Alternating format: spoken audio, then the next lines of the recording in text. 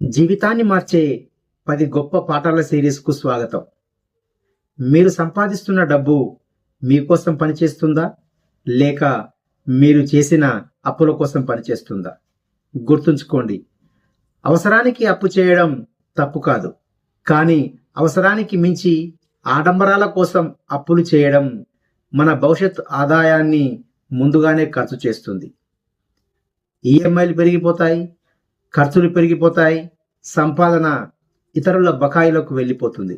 ఫలితంగా మనకు నచ్చని ఉద్యోగాన్ని బలవంతంగా చేయాల్సి వస్తుంది.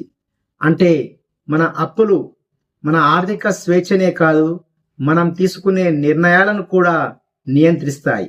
అందుకే కేవలం డబ్బు సంపాదించడం మాత్రమే కాదు, ఖర్చులు నియంత్రించడం, అవసరానికి కోరికకు మధ్య తేడా గుర్తించడం, సంపాదించిన దానిలో కొంత పొదుపు చేయడం నేర్చుకోవాలి.